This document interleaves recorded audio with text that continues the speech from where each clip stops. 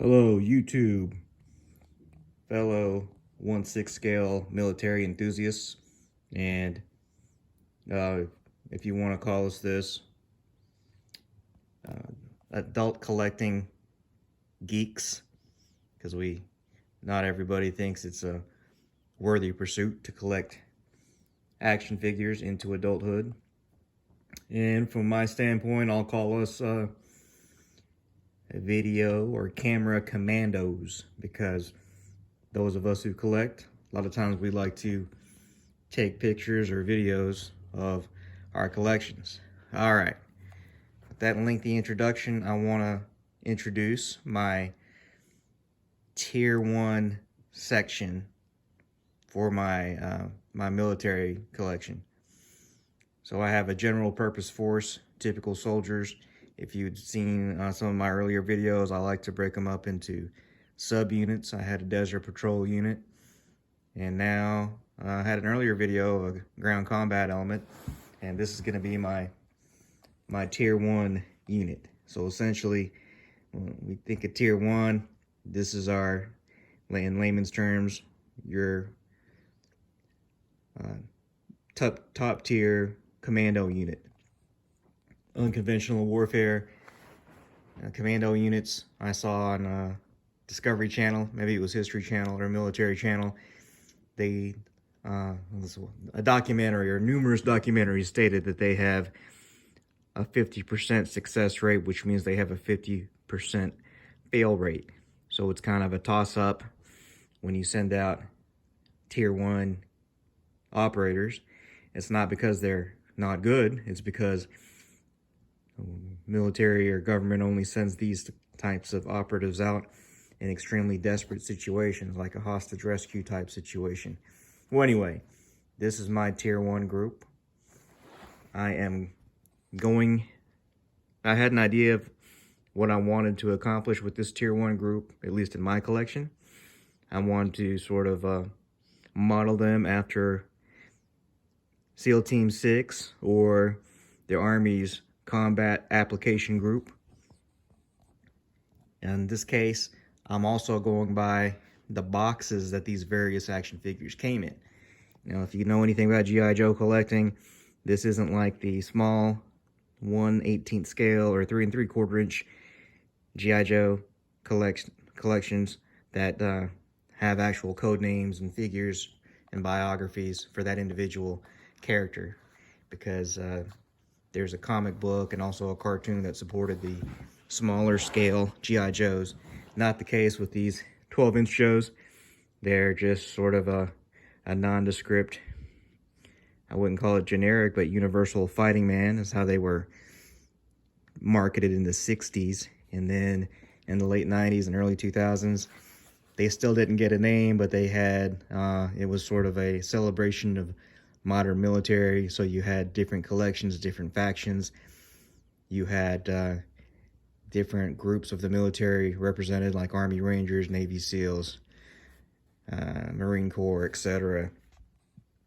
So with these individuals, these soldiers, most of them were Navy SEALs, part of the Navy SEAL collection. A couple of them were some Marine action figures or Marine-themed action figures based on units in the actual United States Marine Corps. Anyway, here's how I've set these guys up. This is going to be the CO of my tier 1 commando unit. He's going to be a lieutenant commander in the Navy. In actuality, his figure, he was a, what is it called? What was he? Okay, he was a U.S. Navy SEAL paradiver, is what it said. He was one of the figures that come with a parachute. So I like this helmet, rugby-style helmet. If you watch Black Hawk Down, a lot of the Delta operators had helmets just like this. This seems to be consistent with what real special operations unit globally would wear, or at least they wore at one time. This is the helmet he came in. I dropped his parachute. I added an off-market tactical vest. He didn't come with a tactical vest. knee pads from another G.I. Joe action figure. But essentially, in my unit, he's the commanding officer of this Tier 1 Commando unit.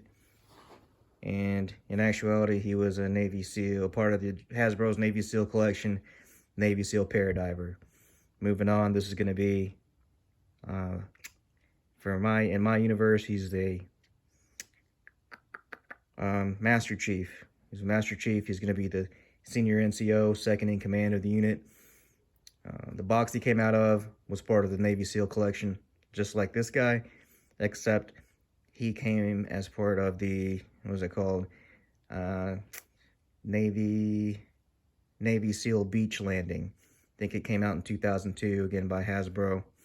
So he wasn't this exact Navy SEAL. He didn't come with any of this gear, but he came more with some scuba gear. Of course, I want some uniformity among my collection. I want it to be like a realistic fit and polish military unit. So I've upgraded everybody to standardize them a little bit. All right, moving on. This guy, he's just in a standard assaulter. He's not in a leadership role. This guy actually was a Navy SEAL Paradiver like him. Now, I try to make this figure the basis of my collection for the Commando and for the Commando unit, because I like these helmets. I like the jumpsuit that they come in. Very versatile. You can easily, they look good and look realistic just as they are, but they're easy to modify. Just add knee pads from other action figures. And I don't know, I think this isn't, I wouldn't call it an off-brand, but a more realistic brand that had these tactical vests. It might have been Soldier Stories, it might have been Hot Toys, it might have been something else. But I saw them on eBay loose. So little by little, when I recognize that there's a similar looking vest, I'll try to pick it up, because I want to army build these 12-inch Joes to a sort of a more believable, cohesive unit. All right, so this guy here, he was actually a Hasbro Marine Recon CQB. So that's the box he came in. Of course, he did come. The reason why I liked that action figure design, he came in the same jumpsuit. His helmet was different. His gear's different for the most part. But I just switched out his helmet with the Navy SEAL Paradiver helmet. And now that completes my standard 4-man assault team. Now, for this to be top tier, 4-man assault team is a basic building block for the most part in all branches for a fire team or a ground combat unit. But 4 guys in a hostage situation, it ain't gonna get it done. So these 4 guys are my core unit, or the core component of my commando section. But we have a couple of support staff members as well. Over here, this is the supporting staff. This is the main component of my commando unit, and this is these are some support operatives. They'll typically, I have 2 vehicles like this. I wish they were the same color, but one's this jungle camo, another one's desert. But I'd like to think that they have access in real life, that they deploy with 2 of these fast attack type vehicles. And there's also I have one big kind of up armored looking Humvee. You know, that in real life, a unit this size, be nice to think that they have 2 fast attack vehicles, 1 big Humvee, access to a couple of little birds, and maybe a large Black Hawk or Chinook. On my imagination, that's how they deploy. Anyway, this guy here, I think this was another Paradiver, US, or what do they call it? Navy SEAL Paradiver. Again, I like that particular design. I like the jumpsuit. I like the helmet, so I had to get at least 4 guys like that to get the helmet. So all the helmets are here with the core unit. No helmet for him, but he's got the jumpsuit. He holds the submachine gun well. I still like him. He still fits. This guy here, I remember him. He was actually my first my first love when it came to the 12-inch G.I. Joe action figure type. The box he came in was Marine Corps, let's see, United States Marine, or Maritime Special Purpose Force. So he was part of the Special Purpose Force. The military used to use those. I've done some research on it. Now they've replaced the Special Purpose Force with Maritime or Marine Raiders, but they're not quite special. They don't work with SOCOM. These guys, they're part of a Marine Expeditionary Unit. So they're essentially the, I guess, elite combat, ground combat element, or multifaceted combat unit for a Marine Expeditionary Unit. They're usually going to be at sea, already forward deployed. They don't have time to wait for the mainland to send the Army or SEALs or what have you. These are not Navy SEALs. They're part of the Marines, but I guess in layman's terms, they can operate the same way or the same type of missions some Navy SEALs would take. So I like to be realistic. If I were in charge of a special unit, I'd want guys, they don't all have to be from the same branch, but guys or gals, operatives, I want them to come from units that would seamlessly operate with one another. So these guys are, I got a couple of Marine action figures, 4 Navy SEAL action figures, put them together. That gives me a 6-man special operations unit, top tier. So essentially this is my collection's Delta Force. Anybody gets in trouble, anybody gets caught behind enemy lines, there's a high value target out there that needs to be captured, hostage rescue situation, this is the unit in to go save the day.